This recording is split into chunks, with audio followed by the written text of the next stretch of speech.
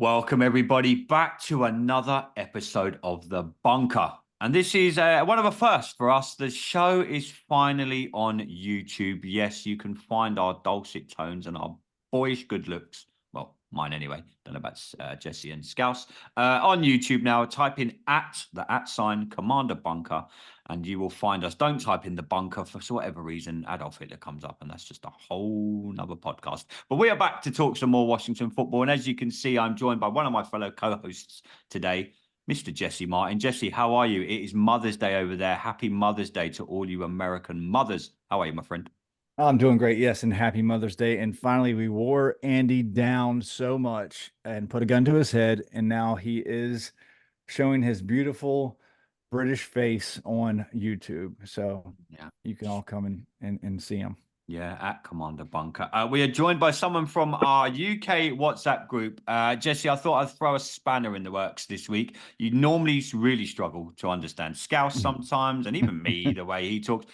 This week, even I'm going to struggle a little bit. We're going way up to the top of the United Kingdom, all the way from Scotland.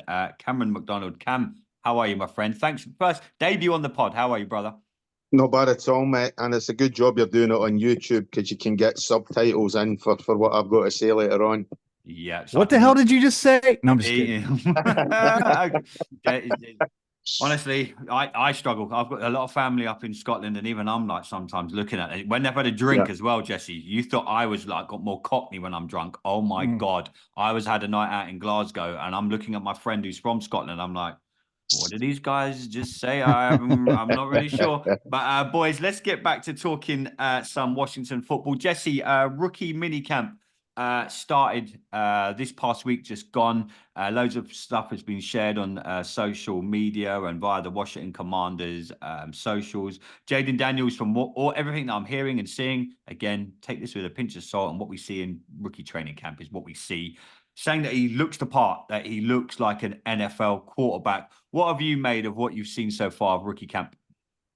Yeah, like you said, we got to take it with a grain of salt. They're doing what they're supposed to be doing, throwing against the air, But what I like to listen for is the people that are covering team, your John Kimes, your Ben Standings of the world, like differences from what we heard, when they were covering Carson Wentz and Dwayne Haskins and, how they looked in these type of camps to compare to, what they're saying about Jaden Daniels. And you do see a clear difference. It's almost like even they'll tell you, take it with a grain of salt, but they're kind of almost in awe of, the kid's footwork, and how crisp his release is. So that's all good. And listen, it's good to hear. It's great to hear actually, but still, the guy's thrown up against the air. But so far so good. Yeah, Cam, what have you made of what you've seen? I'm seeing a lot of comparisons to the RG3 rookie year when we drafted him. A lot of people on social media are saying this is very RG3 like. I mean, hopefully he has more than one great season. What have you made from so far from what you've seen of rookie camp? I buy into it. I buy into it. There's no pads. There's no opposition players running at them. It's like Jesse said, they're throwing into air. So if you can't look good throwing into air, I mean, even the Washington Commanders can't get picked off by air. I mean, we tried. I'm sure we tried. I'm sure. But Cameron, what have you made of so far? Obviously we haven't spoke to you on the pod. What did you make of the draft, and what have you made of rookie camp so far? Yeah, I think the thing with Daniels is it seems to be his leadership qualities that are shining through. And if we can get a QB with leadership quality, especially Jesse, as you were saying, after likes of Carson Wentz and all the bullshit that surrounded him, I think if we can get that kind of leadership from a rookie 2 days into the building, okay, it's other rookies that are gravitating around him, but if he can bring that into training camp and things like that, then I think that definitely does augur well for the season going ahead. I mean, Jesse, I completely agree. Like you say, they are throwing into air. How much pressure do you think's on the young man's shoulders? We've kind of touched on it on the last episode. Coming into Washington as a quarterback, it's never going to be easy because we're very much we want to win now mentality, and for a good reason that we've had that for a great number of years. But I'm with Cameron. Everything that I'm hearing from JD in the media, he comes across as someone that is ready to lead. Sometimes when you come in as a rookie, or even when we've drafted veterans, you sometimes look at them and you think, oh, are you really ready to lead this team? Don't get me wrong. He's come out this week and said, look, I'm getting my head down. I want to learn the playbook, etc., etc. But he does strike me as someone already, Jesse, that's ready to lead this football team. You know, that's one of the positive things about being a 23-year-old coming out of college is he has the experience, and he's been through a lot through his collegiate career ever since, you know, he stepped in the field as a freshman at Arizona. So he's put in that time and he's learned lessons and has developed into a leader. He might not be a big rah-rah type leader, but when you hear the likes of Ben Sinnott, you know, saying that, you know, you just want to gravitate around the guy, uh, that speaks volumes of his leadership prowess. You know, Luke McCaffrey, you know, everybody that's came out, they spoke glowingly about him. It's going to be good next week to see him get in tow with the veterans, because this is a rookie minicamp, and obviously they're all trying to mingle with each other. But you know, when you got to be able to lead the likes of like Terry McLaurin, Brian Robinson, you know, Austin Eckler. These are veterans in the league, that his leadership and his experience of leading, you know, albeit at a college level, will pay dividends. So I think if the kid stays off social media, I don't think there's going to be a whole lot of pressure put on him, because we all know, or the majority of smarter fans know, that there's no pressure to win this year. You know, that this year is about developing chemistry and developing the quarterback, and getting this offense on track. So I don't think there should be pressure on him whatsoever. Just Jaden, if you're listening, stay off social media. It's a cesspool. What's wrong with social media? It's fine. I woke up this morning, someone had a T-shirt on, the Redskins name's coming back. I don't know what you're talking about. Sorry, Cameron, you were going to say something.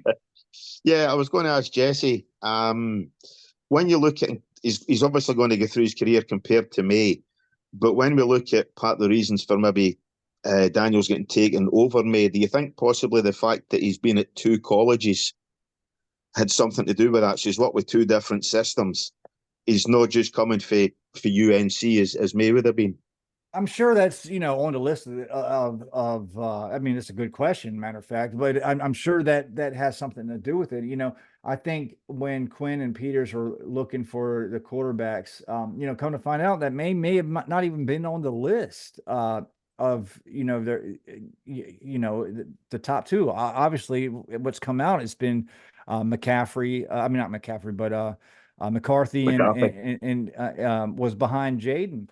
So, you know, I think leadership definitely has something to play with it. You know, his departure from Arizona wasn't, you know, by reports, wasn't really, you know, all that clean. There was some stuff that was going on. But once he got into, you know, LSU, you know, he took the bull by the horns and ran with it. But I think he's learned a lot of lessons. Not necessarily he made mistakes, but he's learned from you know, the issues that was had over at ASU. So yeah, I think it all kind of comes together and plays a part of who he is as a person and why they you know, drafted him. Does it point to as well, Jesse, how important it is to be at the right college? Listen, you can't ever scout the college. You can't scout, what the saying goes, you can't scout the helmet, you got to scout the player. Now, different colleges, they go through different issues, you know.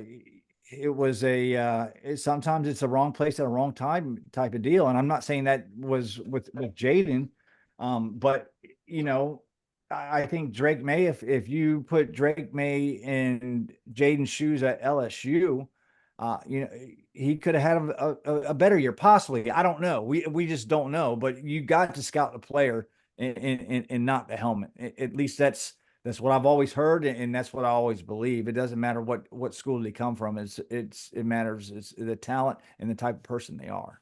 Mm. Boys, another person, Brandon Coleman. I don't know if you boys have caught up with the interviews this past week. Spoke really well. Cam, how excited are you to see Brandon Coleman? He strikes me. We're going to get onto it in a second. Like, out of the rookies, who do we think can hit the ground running? I mean, it's our O-line, so it's He's going to have to. He's going to have to hit that. He's going to have to hit the ground running. But he said, like, he's learning technique. He said he's trying to just be like they all are. They're trying to be sponges at the minute. But is Brandon? I said earlier on social media, outside of JD, who really stands out amongst the rookies that's going to make an impact on this team? Brandon Coleman last week struck me as someone that's really got his head screwed on and really could make an impact in year one in this team. Yeah, I think, as we say, he definitely is going to have to. If anything's weaker, positional wise, it is the O-line, especially left tackle. So if we get Coleman starting as tackle rather than as a guard, he definitely does have to make an impact right away. You know, he's up against likes of Cornelius Lucas for the position, so he's going to have to make an impact right away. Yeah, Jesse, what did you make of what Brandon said this week? Again, I come back to what I said earlier. I put it out on social media. We're going to get to it in a second. Out of all the rookies, I think he's really gonna. I think he has the potential to stand out. And again, it's only what we've seen and what we've heard at rookie camp. Like you said, the veterans are coming in the building next week. It's going to be really interesting because I think he's in a win-win situation with having such a bad O-line. I mean, last season, well, for a few seasons now, it hasn't been great, albeit, you know, we've had injuries, we've had people playing, we've had swing tackle, we've had everyone playing everywhere. He, for me, though, Jesse, really did stand out as someone that could really make an impact on this team. The starting roster as well. I mean, he very well could, but you know, let's you know, realize that he is a third round pick for a reason. We've had form. Look, we've had form in the later rounds. Just saying. I'm not saying. Yeah, listen. I think he has the potential to be our starting left tackle. I'm not sure if it's going to be right away. He's got a lot to learn. He does. I listened to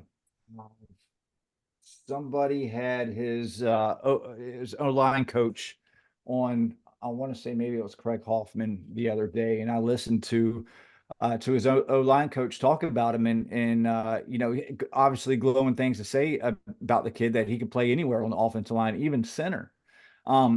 But we're going to find out real quick if he could do it right away, because OTAs are around the corner. And, you know, listening to John Kime this morning, actually on my way here, he was talking about Brandon Coleman and the fact that, yeah, he still has a lot to learn, but you know, the future is bright for the kid. If you know, especially his footwork is what he needs to work on the most. If he can get that under control, then sure, he could have a very good impact. But you're not going to put someone like Brandon Coleman out there to protect our new franchise quarterback before he's ready to protect him. I think that's what we'll see different as well from this coaching team. I don't think people are going to be thrown in just for the sake of throwing them in. You know, we've seen that too much in the past. I think people have just been thrown to the wolves. Sam Howell included to a certain extent. I know we didn't really have much choice, but he was literally thrown to the wolves. Is not a term I like to use. Yeah, he absolutely was. I mean, a lot of issues was his own. But you know,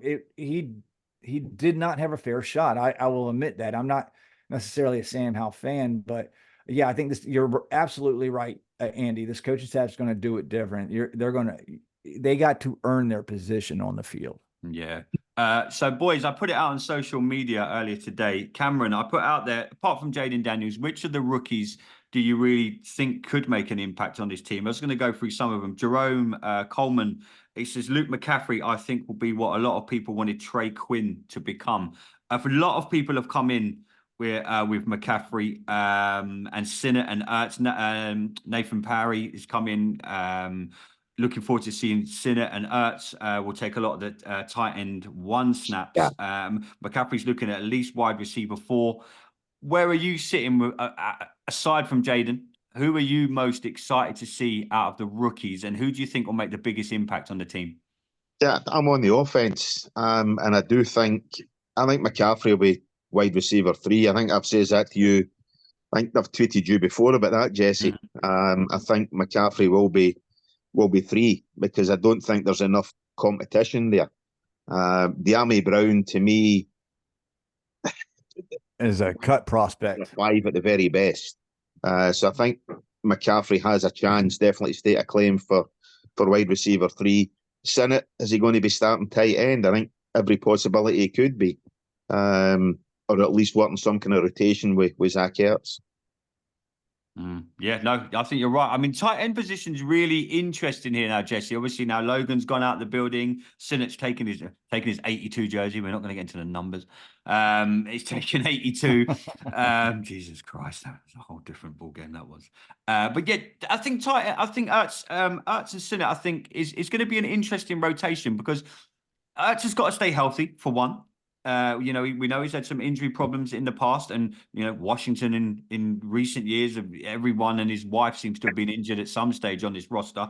Jesse, what says you about the tight end position this season?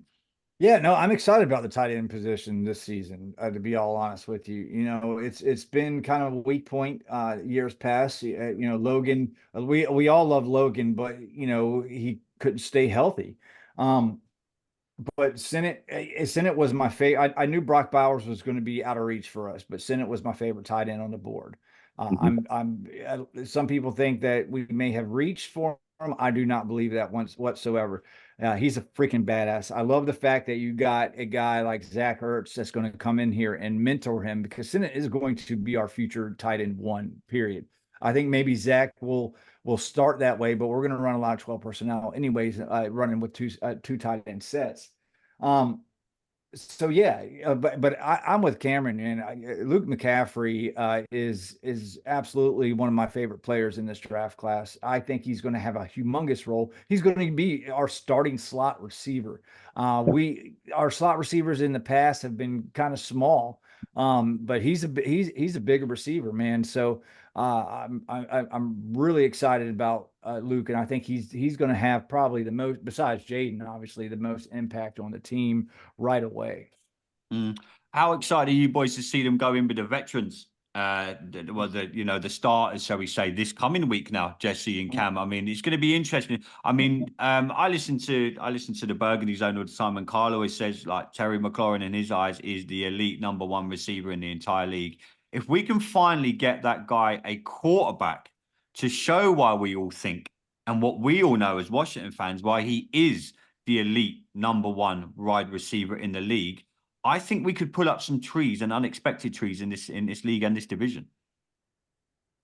Well, let's pump our brakes just a He always tiny bit. He always does that to me. He always does it, Cameron. I always get excited, and he always does it to me. That's the shit on my parade. Listen, we all love drinking that burgundy and gold Kool-Aid. We do. He always does it to me. Cameron, what do you? If we get Terry's a fine receiver, but let's just pump the brakes just a touch. He's more than a fine. I wish this is where I wish Scouse was here as well. He's more than a fine receiver. He is the elite of the elite, in my opinion, Cameron. But if we, if we do get him and Diami Brown, I mean, I know that the jury is still out, but if we can finally get some cohesion in at quarterback, and I think there was something. I think Al Gordy was mentioning it the other day. How many QBs now Terry's had since he's been here? He's had more QBs than I've had hot dinners in my life. I think it's absolutely ridiculous. But if we can all get on the same page as an offense, I generally think that we have the potential to win more games than we are expected to do.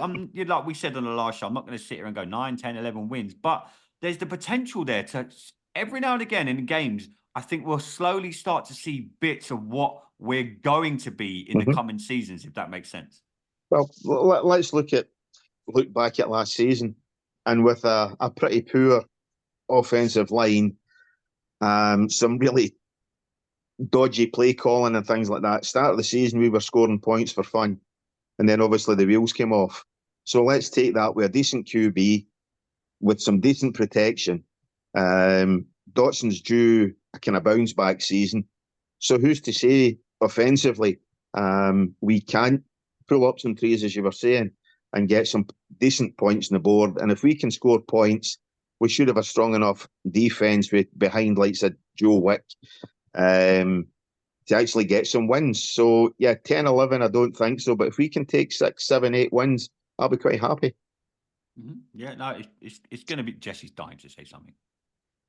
No, I'm good. I'm with Cameron. I think in the 7, 8, 9 win range, I think everybody should be happy. That's progress. We know At most. the end of the day, that's progress. Yeah, it's we win progress, nine. you know? If we win 9 games of football somehow in this coming season, Well, Yeah. we've already exceeded what Rivera's done in 4 seasons. yeah, If we can and get you 9. never know. And Cameron, how strong do you think the NFC East is going to be this season?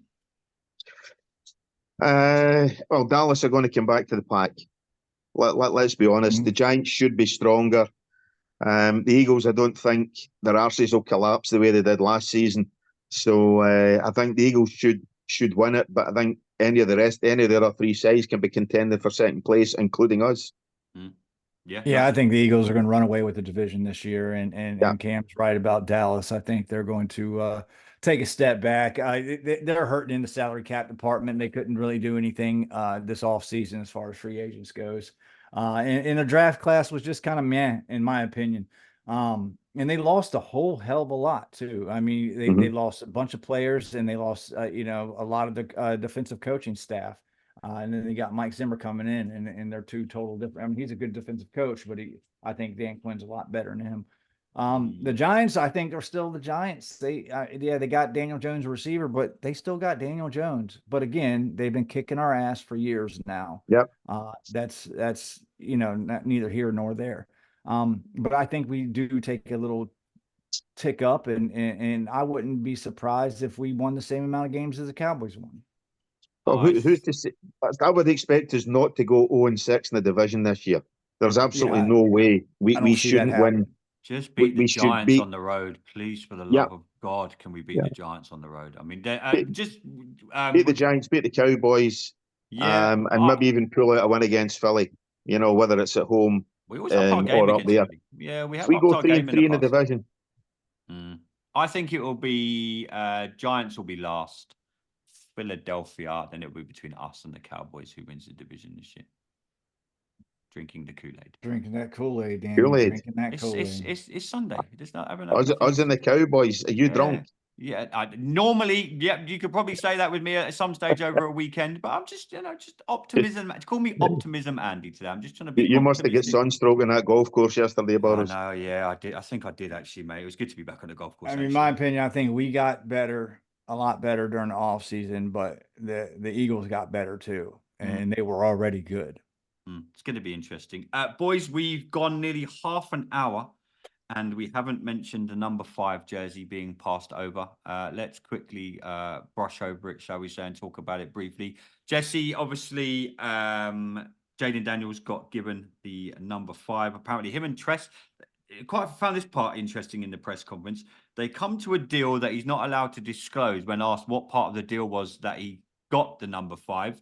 We talked about it last week. We've talked about it in social media. Cameron, you've seen the stuff going backwards and forwards in the WhatsApp groups. I really don't give up. I can't swear now because it's actually on YouTube. But it's just a number to me. Again, we got into the whole cultural thing. I didn't buy Tress crying on a bloody press conference, and it's a number. It's not going to affect how you punt the ball. I get that it's history, and you might have had this in college, but doesn't affect the way you play bloody football, in my opinion. Jesse, what did you make of it this past week? It was a big deal. The Commanders tweeted the hell out of it. It was like I thought we had won this. I thought there was going to be a parade. I thought like the White House was going to make a statement. I thought Joe Biden was going to have to come out and address the nation at one stage. Talk about blowing things out of proportion. It's a bloody number. What did you make of it? When you have social media, the way social media is, it's for interaction's sake. But I am not like you, Andy. I do believe this was a tough decision for Tress Way. And it was, listen, I played football too. Numbers, are part of you, It was when I came into high school, there was a person who had my number that I wanted. That I had before. So you got to. It's probably the only number you got in high school, right? Right. So I understand Tress's, being emotional about that. He was picked up by this team. He wasn't wanted anywhere else, but he was picked up by this team, and he wanted to change that number to the number 5. The story about his wife, when she said, why were you given that C in the first place? Kind of clicked in the head. So he graciously you know, gave it to Jaden, and I commend him. My hat's off to Tress for doing that, and I feel for him how hard of a decision. But you know, to all the people out there saying that, you know, Jaden was going to get that number no matter what. I'm sorry, but it was 100,000% Tress's decision to give away that number. So y'all can just chill out with that. But yeah, it's a number. Fucking who cares? It's over. It's done with. Don't swear so much, you'll get kicked off YouTube already. have Cameron, you heard? Have you heard I know, my other podcast? Yeah, I may have tuned in every now and again. Cameron, what did you make of the whole? We'll call it Numbergate last week. I thought, I don't know, maybe it's an English American thing. I just thought it was comical. I didn't really give a. Oh, if we're swearing, I didn't really give a shit. But yeah, I think we are brought up where it was number 1 to 11, you know, and I think we were used to that for so long. Up here, even more than what you were, obviously, with the advent of Premiership down south. You hit squad numbers long before we did up here. So I think that may well be where we are a bit reticent to concern ourselves with numbers. But I think the number 5 did mean a lot to Tress Way. Particularly, he was talking about the captain, saying he's been 4 years a captain. So this could have been year number 5 as a captain, and he's surrendered his number 5. So I think for Way it did, for Tress it did mean a big thing. So fair play to him for giving it up. But for everybody else to make such a big deal of it is a wee bit nonsense. Yeah. Talk about, we'll finish up with talking about fans making a big deal of something. I woke up this morning and I was a sigh of relief. My back wasn't hurting from playing golf yesterday. That was a plus. But then I, stupidly as I do most mornings, logged on to social media, clicked on Twitter, wondered what the hell was going on. And apparently Dan Quinn wore a T-shirt that was a nod to the Washington Redskins logo, had the feather next to the W on the Commanders. Albeit now I'm getting tweeted every 5 seconds by all these bots. I've just got one now telling me I can buy this T-shirt here. Someone else is about to get. I'm going to let me block someone while we're actually live here now. There we go, block.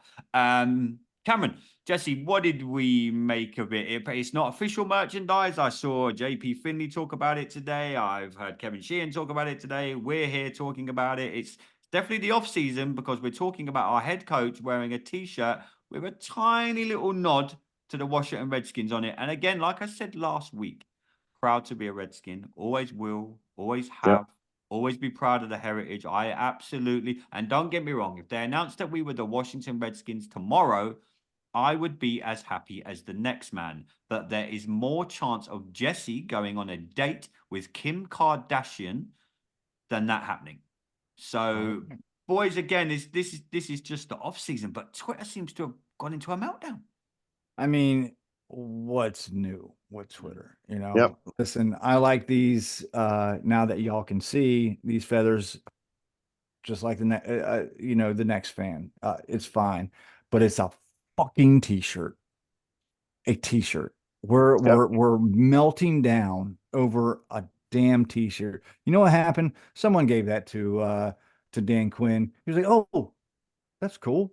I'll wear that. I like how it pays homage to the past," and put it on. That nothing more than that. That's all that's happened. There was no subliminal message. What did you make of all the fans saying he's speaking to the fans without actually speaking to the fans? Goddamn Keith. You know who said that? Keith. Damn Gray. Goddamn Gray. Just because he sounds like our new tight end, he just thinks he runs the world now. And then he goes like, "Oh, I'm just stirring the pot." No, you're not. You're just like the rest of them, buddy. Yeah. You're just like the rest of them. Chill out. It's a nothing burger. It is so nothing that it's a speck of dust is what this is. Like Dan, like he's just a dude, man. He's a dude that's the head coach of a football team. He's not trying to put a message out there. He's not trying to do anything. It's a fucking T-shirt, and that's it. Cameron, what did you make of it all? The only thing I will say, and as I say, whether it's by luck or judgment, nobody's talking about the injury that Newton's got. Everybody keeps talking about the feathers in the T-shirt. You know, yeah, true. Yeah, that is true. Johnny Newton out with a foot injury. Yeah, he'll be back. Apparently not too bad. Yeah, he'll be back in time for the season. But as I say, nobody's talking about that. Wouldn't be Washington if one of our rookies didn't get injured. Well, that's it. But nobody's talking about it. So that's the one thing. Everybody's more concerned, as you say, with T-shirts and squad numbers and everything else. Mm. But Yeah. no, again, it's a storm in a teacup. It's absolutely sod all. Yeah, John Conn was talking about that injury, on his podcast today, and he was like, yeah, because he had a different injury coming out of college. He played through it, and then they were just doing a Same medical. injury, Like, different foot, right? Something Yeah. like that. Yeah, I but heard it's on, I think Al it's Gordy not was mentioning that. it's not it's nothing to freak out about. It's a normal thing. He's going to be fine by training camp. He's going to be good to go in Wreck and Shop. But again, we got so much stuff to talk about. We talked about this on our live show the other day. There's so much stuff that could be talked about, but our fan base just wants to focus on the negative. I mean, Dan Snyder's gone. The new regime is here. They're kicking ass by all accounts, doing the right things. Getting good players in free agency, having a good draft class. Let's talk about the offensive scheme. Let's talk about how we're going to not give up 30 points a game, like we did last year. But we want to focus on this piddly shit on a day-to-day basis, like numbers, like freaking a freaking t-shirt that somebody wears. It's like if people it's like he wore a biscuits and porn t-shirt. He didn't. He wore a t-shirt with fucking feathers on it. That's part of our history. Big motherfucking deal. Period. Didn't want to be on YouTube long anyway. Overrated. Boys, just finishing up. Obviously, we mentioned earlier the schedule is out this week. Cameron, any preference for opening weekend? I've already said, give me the Giants just so we can beat them straight away. Please, for the love of God, I don't care if it's at fair. Ideally, I'd like. Do you know what? I'll put us on the road against the Giants, just so I haven't got to wait till like week 7, 8, or 9 when they probably haven't won a game, and they'll be like, oh well, here come Washington. We're gonna get the standard win against the Commanders. I mean, I'm saying it now. Give me the Giants on the road week 1. Give me a home game week 2, and that's probably very selfish because I know Hartley and Scouse can make week 2. Probably not gonna be able to make that weekend of week 1 if it's home. So yeah, for me, I'm going Giants on the road, and let's go and absolutely crush them. Cameron, any preference for opening weekend, or just glad to have football back like me, really? No, just be glad to get something back decent to watch. But no, I'm with you. I think let's get the Giants early, get it out the road, get the win, and that shows the coaching staff have turned this squad around already. Week 2, what about the Bears at home? Week 2, yeah, wee bit of revenge for last that'd season. Be fun. That'd be a fun game.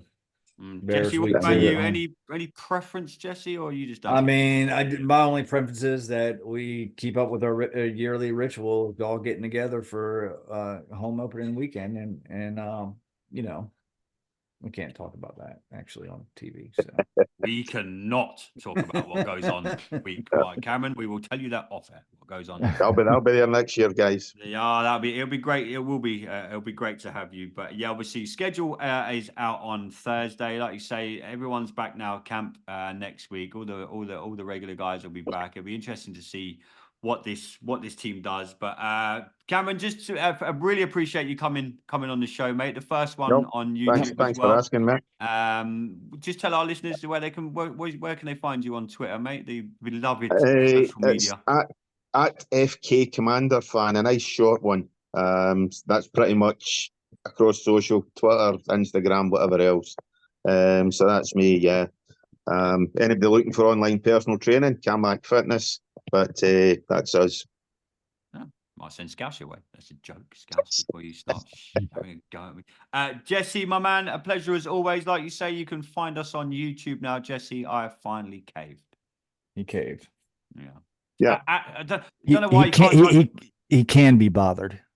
Just let you know. No, trust me as well. It's a ball ache, but it's good. But yes, at the @ Commander Bunker. I don't know why you have to type it in that way when you search, but just type it in, or it's in our link tree. You can find us on Twitter at Commander Bunker. The link tree's up there. Our Facebook page is also on there, YouTube. But yeah, go like, subscribe, all that good jazz. But we will be back next week. Jesse wants to say something. And I would say we will do some live shows from time to time as well too, so fans can get into the chat and interact with us as we go along because it's fun. Yeah, I can't wait to move that over to StreamYard and figure all that out as well. You know, don't want to see my daughter. Keep you busy, Andy. Yeah, I know. It keeps me busy. But yeah, at Commander Bunker on social media. Make sure you go and check us out there on Twitter. That's where we interact with most people. But like we say, the YouTube's up and running now. So if you can go like, subscribe, hit the bell. I sound like a right dickhead doing all that malarkey, but just go and do it. But Cameron, thanks so much, man. It's been really great to interact with you on the podcast. Thanks for all the support you give us. I know you tweet us a lot. I know you listen. So thank you, brother. We really do appreciate it, man. No worries, Mick. Cheers, and hope to see you in a few weeks' time, Mick. Yes, mate. I am up in Glasgow watching the Men in Lycra, Jesse. Oh well, yeah. You have fun watching sweaty men slap each other. It just sounds like week 1 in DC when I'm out with you, mate. But yeah, ladies and gentlemen, this has been another episode of The Bunker. Thanks so much for tuning in. Like I say, go and check us out on the almighty YouTube now. But till next time, everybody, I've been your host, Andy Burrows, with my co-host, Jesse Martin. Till next time, bunker down. Stay safe. Cheers, guys. Thanks.